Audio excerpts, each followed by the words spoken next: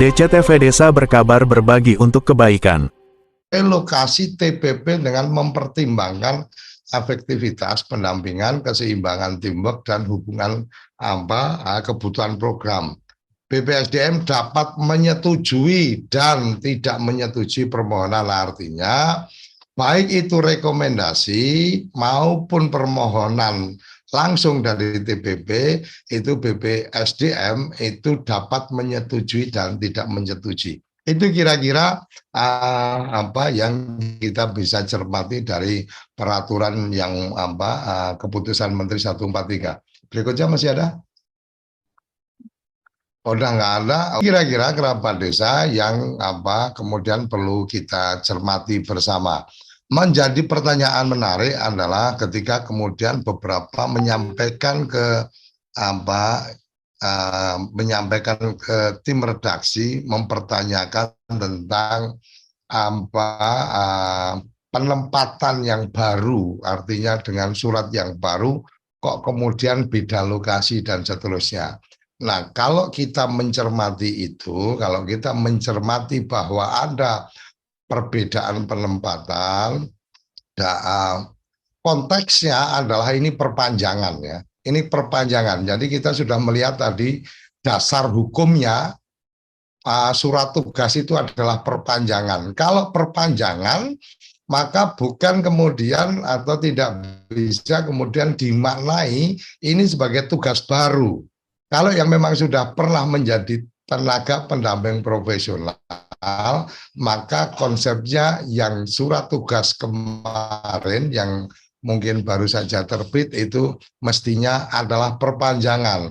Perpanjangan itu artinya apa? Ketika tidak sesuai dengan lokasi tempat kerja yang lama, kemungkinannya adalah teman-teman mengajukan permohonan untuk pindah atau relokasi. Nah, apabila tidak mengajukan permohonan, maka kemungkinannya adalah kemungkinan yang kedua, ada rekomendasi. Rekomendasi kalau tadi sudah terlihat di sana, kalau kemudian PLD, kemudian PT, dan PD itu berarti ada rekomendasi dari TAPM Kabupaten. Nah, ketika kemudian ada yang dipindah ditempatkan di lokasi yang baru dan seterusnya, maka ada baiknya melakukan koordinasi ke teman-teman di TAPM. Nah, kalau kemudian ini teman-teman dari pendamping di tingkat kabupaten, maka komunikasikanlah ke tingkat provinsi. Kira-kira seperti itu. Jadi kerabat desa ketika kemarin ada beberapa yang kemudian mencoba mencari tahu terhadap ini, mencoba mencari tahu terhadap informasi pemindahan karena penugasannya kok beda dan seterusnya, maka kita coba memberikan penjelasan berdasarkan peraturan perundangan. Pak D, dalam kapasitas apa ini Pak D menyampaikan ini? Mungkin akan menjadi pertanyaan besarnya seperti itu.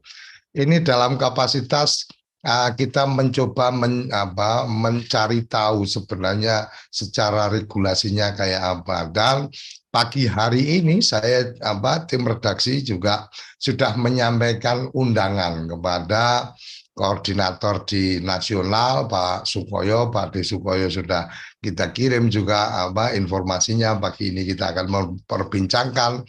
Pagi ini juga kita sudah mencoba menyampaikan kepada Pak Yusra dan kita juga menyampaikan ke Pak Sekjen. Jadi kalau kemudian kami tidak bisa menghadirkan, memang mungkin dalam konteks ini kami tidak beliau mungkin ada agenda yang lain. Oleh karenanya forum pagi hari ini kami ingin lebih menyampaikan, sekali lagi saya perlu sampaikan, saya perlu tegaskan bahwa apa yang saya sampaikan adalah pemahaman dari bahasa hukum yang ada. Jadi jangan kemudian nanti dipelintir-pelintir siapa saya ini kemudian dalam kapasitas menjelaskan, bukan bahasa hukum surat surat-surat dokumen hukum yang sudah dipublikasikan, kita punya hak untuk mencermati dan menafsirkan. Kalau ada salah tafsir atau salah dari apa yang saya sampaikan, ada hak untuk mereka yang punya kompeten bisa menyampaikan bisa menyampaikan pendapatnya atau bisa mengklarifikasi kalau memang ada kesalahan, dan kalau memang benar kemudian saya yang salah, maka saya siap untuk menyampaikan permintaan maaf dan menarik semua informasi-informasi yang sudah saya berikan. Kira-kira itu kerabat desa yang ingin saya sampaikan. Jadi marilah kita menyadari dan memahami dan mengikuti aturan-aturan yang ada.